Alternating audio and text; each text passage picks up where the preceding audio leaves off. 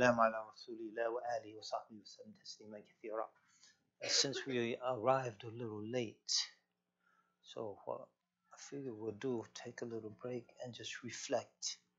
Sometimes it's good to reflect. To reflect on, number one, let me ask you all a question.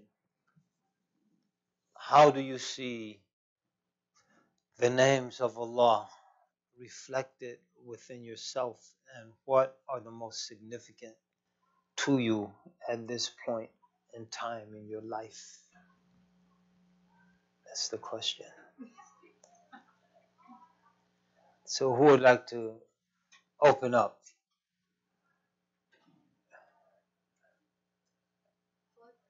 Naam, tafadhali. Wa alaikum salam wa rahmatullah. So basically, when I think of al-mutakabir, when you went over that, I think it was changing and altering me. And what I think about as a vice regent on earth, what do we have to be? We have to be of kind of think that we're better than that. Naam. Kind of rise above, just the pettiness of whatever may be harming my inner peace, so to say. So that, alhamdulillah, is something that I have been using. Allahu Akbar. That's a beautiful insight. Al-Mutakabbir. So rising above the pettiness that the world wants to make us. And not just the world, the four great enemies of the human being, what are the four great enemies of the human? The shaitan, and nafs, and hawa, wa dunya, the world. Well, he's not one of the great enemies. Those are the four great ones, because we don't have to worry about him till the end. But these four we have to worry about all the time, constantly. And all of them want to reduce us to pettiness. And the nafs in its lowest forms. So we have to rise above. Because if even the things that want to keep us glued to our screens, preferably of our cell phones, ideally, because you can't carry a laptop or desktop with you everywhere you go. And so if this, which we can carry with us everywhere we go, if they can keep us glued to this, then they can keep us wired in 24/7. And how does that happen? By appealing to the lowest form of our nafs. So the nafs loves to be aggrandized. And so you put something out there on social media and you get a like. And the nafs is aggrandized and you get the dopamine rush and you feel real good. And so there's more and more to do that. Now you can like someone's text messages. So you send them a little heart and they like the silliest thing. And you say, okay, I'll be there on time. Oh, so-and-so loved that. You said I'll be there on time, but still because they loved it, you get that little rush. It's all designed to keep us glued to that screen, because the more time we spend there, the more someone's making money off of us. Either aggregating our data and then selling it, developing algorithms. You know what they're doing with all this metadata now? They're storing it to discover behavioral patterns that they're plugging into artificial intelligence computers to model human thought, and they're making billions of dollars. You think all this stuff is free? How could it all be free and then these companies are? Who's been to the Facebook campus, the old one and the new one? And where those billions come from, and they're giving us this stuff for free? They're selling all of our data, our personal likes and dislikes, inclinations, and it's all pulling us down. It's pulling us down. And so when it's pulling us down, we have to rise above, which we didn't get to Al-Ali. That might have gone to it today, but we'll take a break. But Al-Ali, Al-Muta'al, Al-Mutakabbir, in that meaning, that's it's very powerful. Next taker. Yes, sir. I think today it's probably a sabur. I think thinking a lot about patience, and been out of school for a year, and I realized my first year I was very much in a rush to change myself and like change what's around me without just knowing that like change is a process that takes time. It's very slow and it's very consistent to happen like a flash. And also just I think self-discipline. I think that I'm not patient with things like obedience and disobedience. So I think probably the sabur is like trying to like slow cook change a little bit more. Yeah, because slow cook change is the only lasting change. They say what comes quick goes quick. When I was in, I don't know if I told you this story. In high school, there was a real big guy. We called him Tank Maldonado, Puerto Rican. He was terrible though. He was so big, he terrorized everybody. He was like 300 pounds in high school. Surrounding. It's like, oh, I know junior high schoolers like that now. Surrounding. Tank was terrible. Then he went away to this like Christian camp. Or I'm not trying to denigrate Christians. So any Christians out there, I apologize. But I'm just emphasizing slow change. So he went away for a couple weeks, and he came back. He was saved. He's like, Tank was the nicest guy for like a week. Then he started terrorizing people again. Like, Tank, what happens? I don't want to talk about that because it came quick and it went quick. But the slow change is the real change.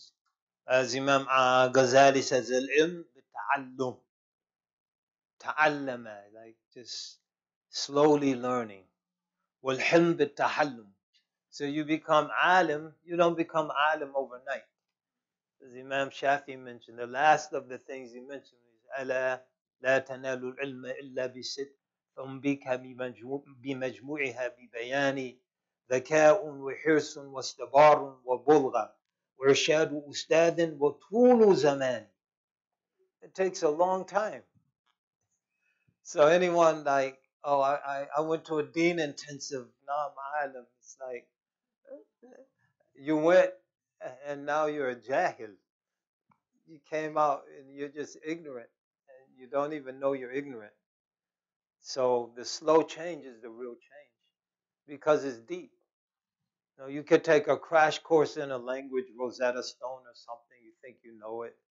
But once you get beyond ordering hot dogs and hailing taxis, you can't have an intimate conversation with someone in Arabic or Italian or French after doing Rosetta Stone for a month. You could order hot dogs.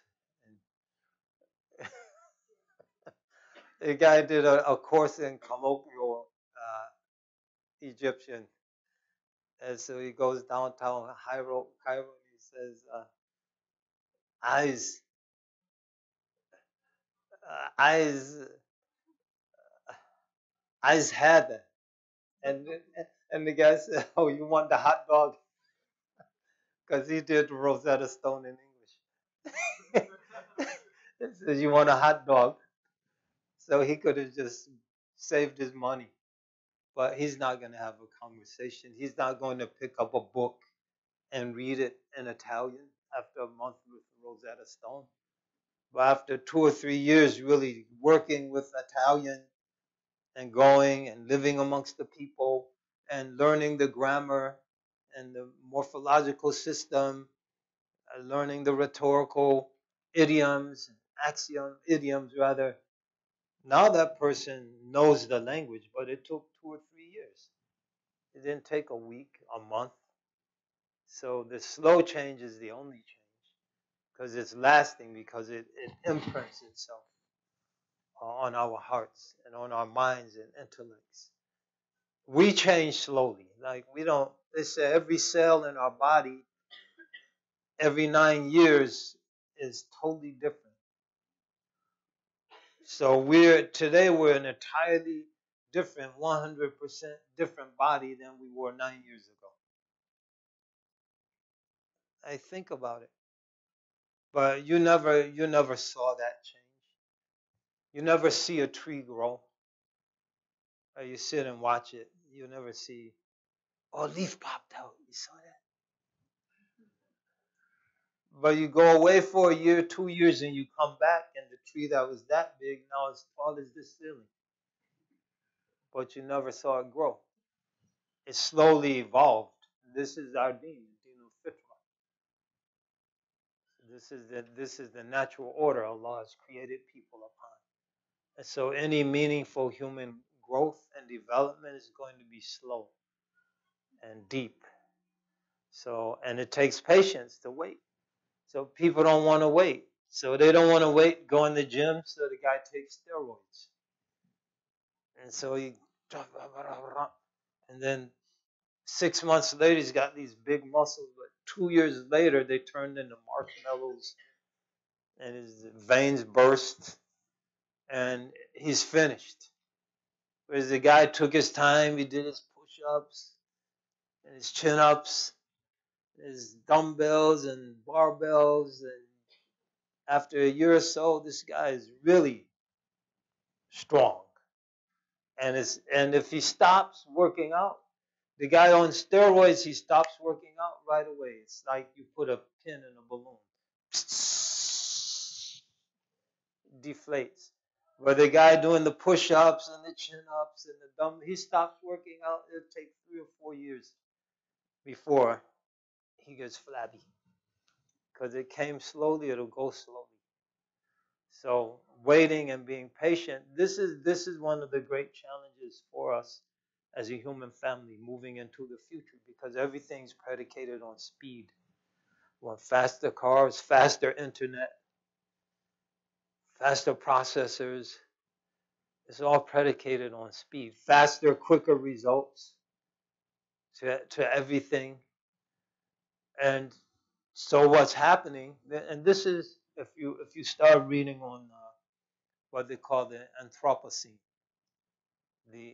so you had these various eras in human and in geological time. So they said now, since at least the philosopher Descartes, but definitely after the explosion of the atomic bomb, they say we've entered the Anthropocene. This is when humans, so we have the capability of destroying ourselves in nature. So we, as a species, we were always within nature, and now we can destroy nature to a certain extent, because no matter how advanced we become, when these hurricanes come and the warming of the planet, we're not going to be able to control that. We think we can, and there's some insane solutions. They say, like, for example, exploding dirty bombs, not dirty atomic bombs, but bombs with a lot of minute particles at high altitudes that will block the sun. So it'll be like when they say, how did the dinosaurs die out? Was the leading theory. The volcanic action put so much dust in the atmosphere that it blocked the sun and they froze to death. And so they're thinking we can check global warming by exploding bombs at high altitude, and that will block the sun and all this crazy stuff.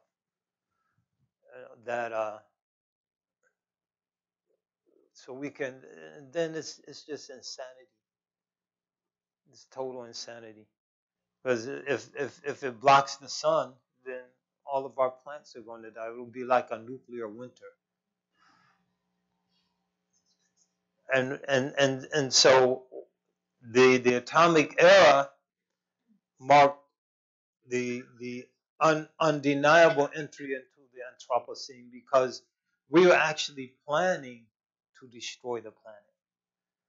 Like United States, this is something that who's the Pentagon Papers? No, Woodward. No. The Pentagon Papers in the Vietnam War. Daniel Ellsberg. Daniel Ellsberg was a nuclear war planner, and so he recently wrote a book where he revealed that to preemptively attack the Soviet Union with nuclear weapons, we were prepared to kill 600 million people. And to put so much fallout in the atmosphere that it will precipitate what they call nuclear winter, where so much sunlight will be blocked, all plants would die. No plants, no food. And so we were literally prepared. This is United States military war plans to destroy the planet. And so when we have that ability, it's called Anthropocene. But we don't just have the ability to destroy the planet, we have the ability to destroy ourselves. And one of the means of human destruction, to go back to patience, is moving beyond time as we've known it. So time has always restrained us. But when we can, in theory, what they're trying to do, this is what Google's great project on the Ray Kurzweil and the singularity, is to merge the processing speed of a computer with the human brain. And at that point, we're beyond human time as we know it. These are the kind of insane things. So how do we as human beings preserve our humanity? One is through patience. I don't need that much speed because I want to remain connected with Allah subhanahu wa ta'ala. And so I need to do that. I need to maintain the human essence that provides the potentiality for connection. Like how do we actualize our wilaya, like tahqiq al wilaya, by speeding up or by slowing down? By slowing down. So even at a certain point, many spiritual paths, the khalwa, where that spiritual connection or receptivity occurs. I won't say connection. Get myself in trouble. That spiritual receptivity to the divine. What occurs is the slowest dhikr of all. Dhikrullah bismil azam. Allah.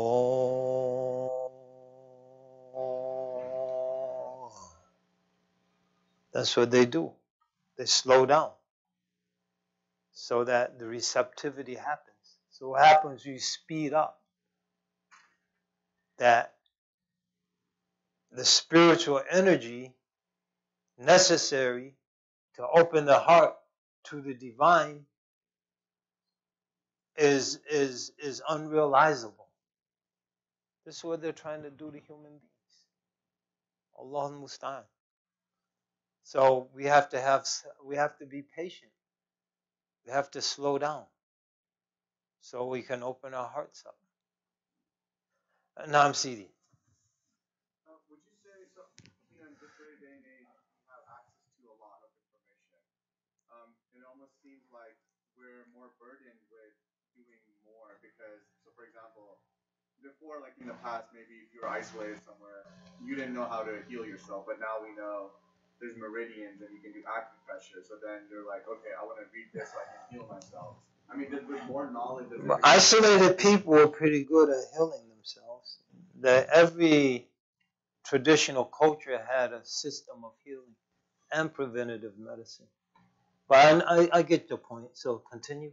Like basically, like with access to more knowledge, is it more incumbent upon us to do more? Like, because now we know how to do those things, so we're trying to speed up and get through healing, making good breakfast, researching where you can get good food, and it almost seems like we're like caught up in this optimization kind of thing. So we figure out how to split our time between like dhikr or going out. Should I go contribute to my local politics?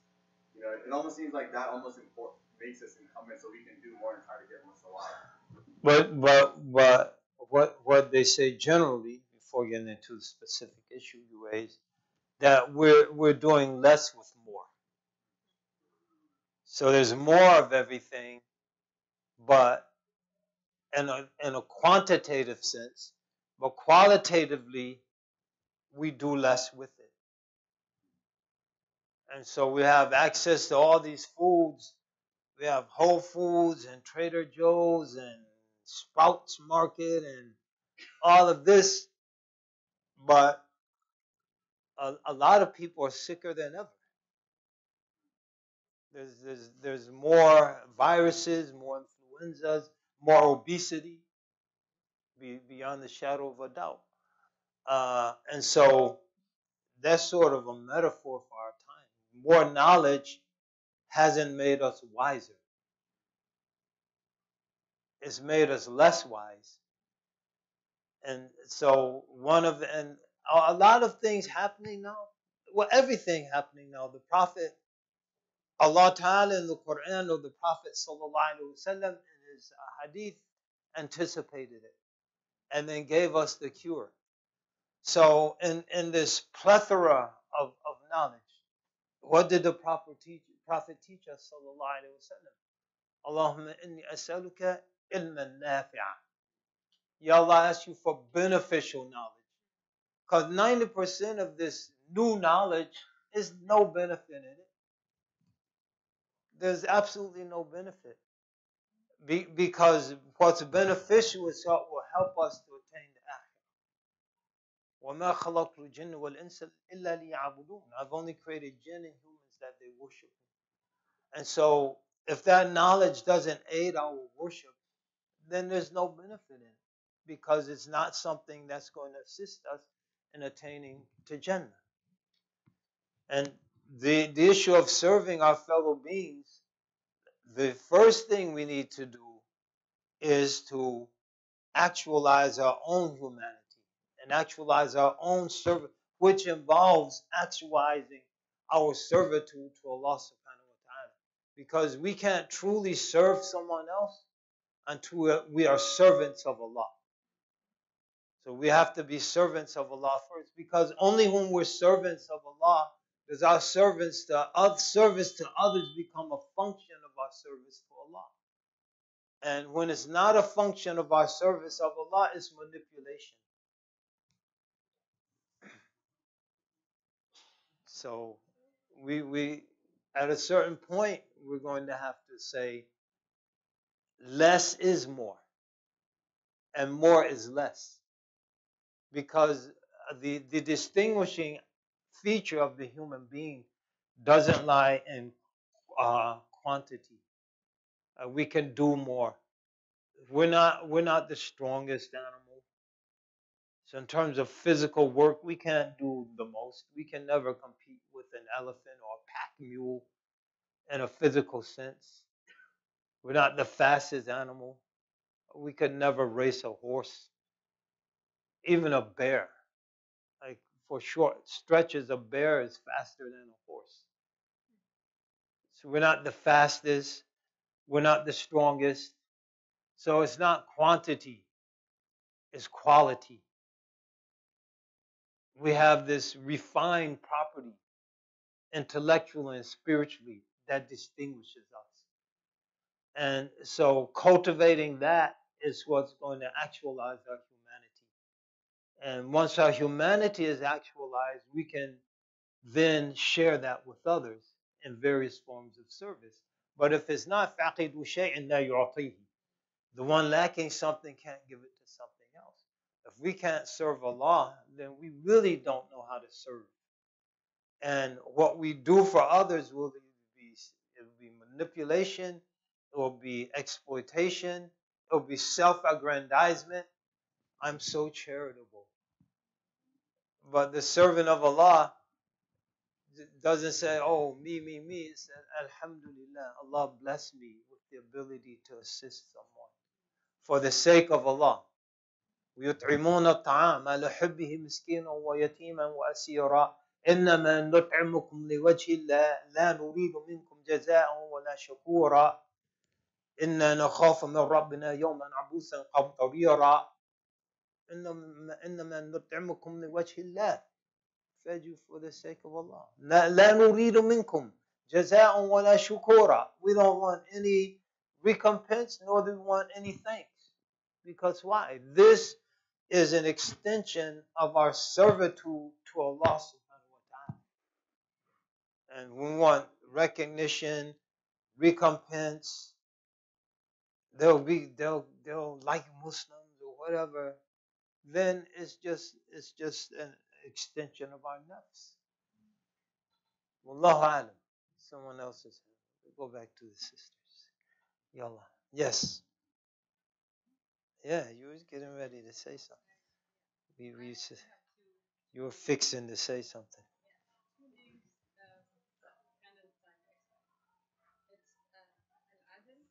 Nah. So trying to be balanced in what my worship, like not going to extremes, not just worship as in everything that's clear in the whole said, and that leads me to also the faith, is being not only gentle with others, but gentle with myself. Sometimes I can be a little hard on myself, and to just not beat yourself up. So I don't make that go over that whatever, it's okay, just move on. Alhamdulillah. Which is also 1 second. Let's make the adhan.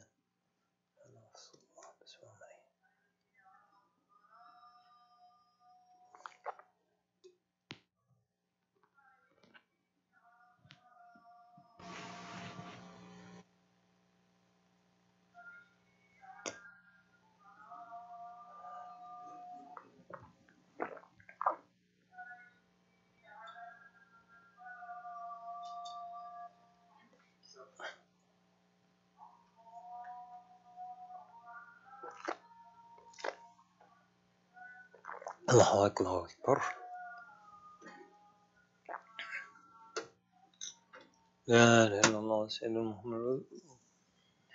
One way to prevent beating ourselves up, because a lot of times we beat ourselves up because we believe that either we didn't work hard enough, push hard enough, or provide enough inputs to precipitate a particular outcome. So why did you sleep past the Hajj? Why did you not do this, that, or the other? Then you would have had barakah and this would have happened. But when we step back and realize that the outcome was with Allah, so we can just rack. So when Ibn Ata'illah said, أرح نفسك عن التدبير فما قام به غيرك عنك فلا تقم به لنفسك. So just relax from being obsessed with the outcome of your plans. For what other than you have undertaken on your behalf, don't undertake it yourself. And so once we actualize that, then that is gone. Because that's from being so uptight that I did everything I thought I did, but I could have did more. If you weren't so lazy, you would have done this. It's like, نفسك من التدبير. Just relax. You planned, you made your niyyah, you made your istikhara, you did the best you can do. Now relax. The outcome is with Allah. ليس لك من الأمر شيء. You have nothing to do with the outcome.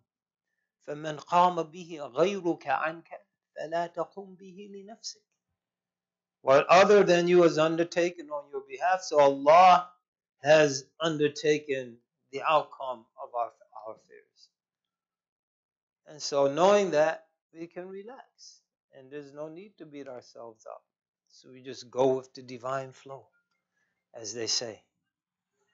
Now, go back over here to the brothers. Yes, sir. I had also thought the word latif, but more of a meaning of being tactful and more careful in the way one. I mean, again, I'm talking about our own manifestation of latif. That in the sense that to be more careful in the way I approach the world and the way I do anything. That's a proper manifestation. Because the gentleness, but also knowledge of the intricacies. Ma'rifatul daqa'iq. So Allah knows the subtleties of things. And so being more scrupulous and diligent and aware of the fine details is a fitting manifestation of that. I have one other question. I had read somewhere that in Surah Kahf, there is in the story of the sleepers, there's a verse that goes, and then the word oneself shows up. And according to some commentary that I was reading, it's the middle word of the Quran, and somebody said that there's likely wisdom in the fact that that is a command that appears in the middle of the Quran. Jamil, it could be because Surah Kahf is right in the middle, and so that particular word could be right in. I don't personally know, but it makes sense. You could look into it, inshallah. No. Yeah. There are all kinds of subtleties like that in the Quran, which is latif. وَيَتَلَطَّفْ فَاللَّهُ تَعَالَى تَلَطَّفَ. For example, ready available one, وَكَذَلِكَ جَعَلْنَاكُمْ أُمَّةً وَسَطًا لِتَكُونُوا شُهَدَاءَ عَلَى النَّاسِ وَيَكُونَ الرَّسُولُ عَلَيْكُمْ شَهِيدًا, is in verse 143 of Surah Baqarah, which is 286 verses. Is exactly half of 286. And so Ummatan Wasata is right in the middle of that surah.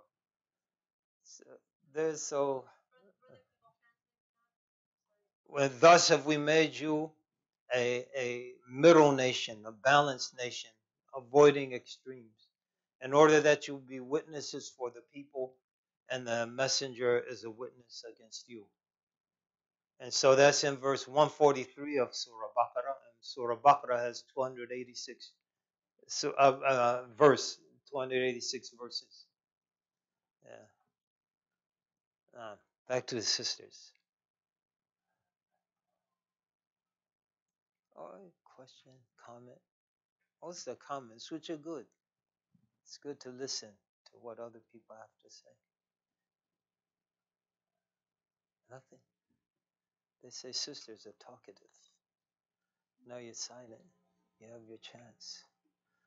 Allahumma salli ala Sayyidina Muhammad wa ala ali Sayyidina Muhammad. All right, back to the brothers. Yallah. See Tarif. Qul. And your cup runneth over.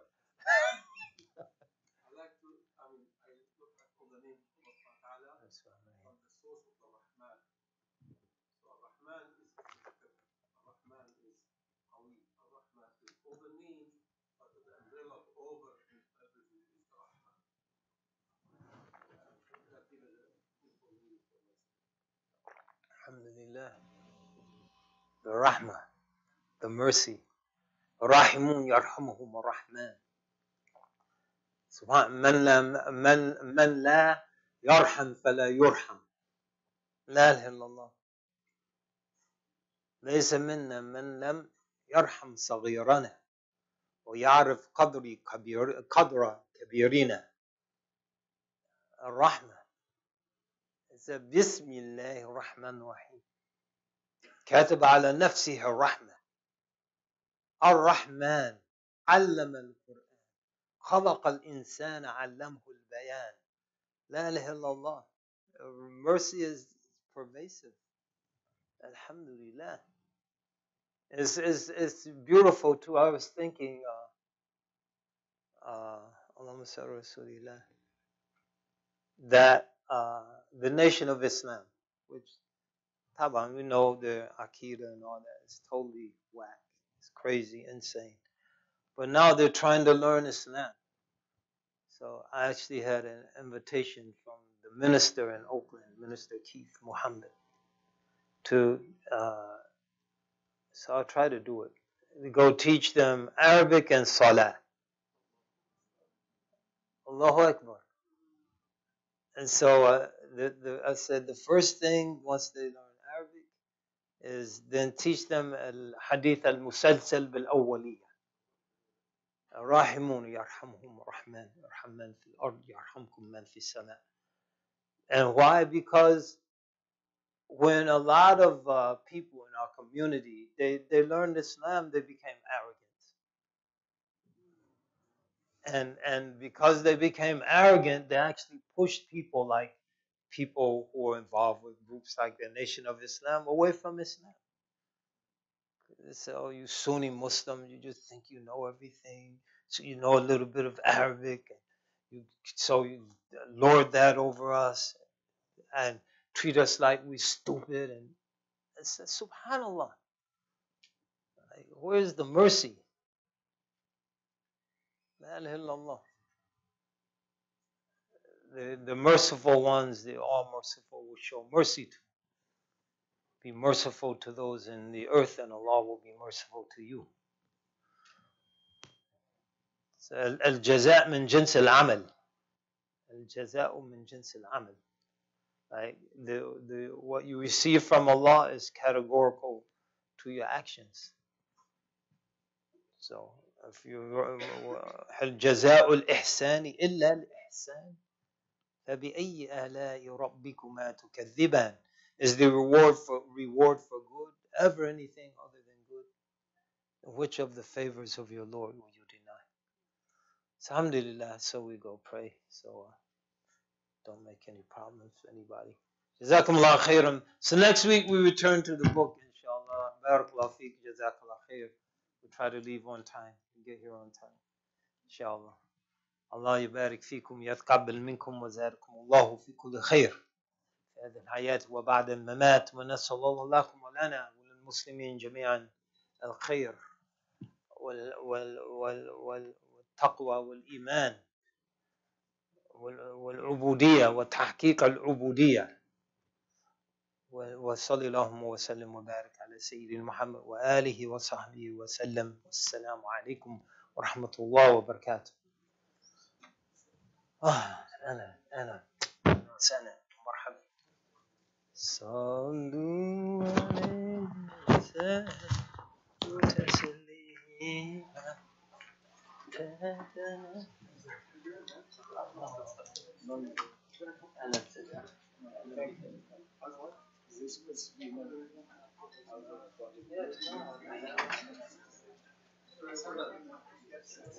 السلام عليكم. بارك الله فيك.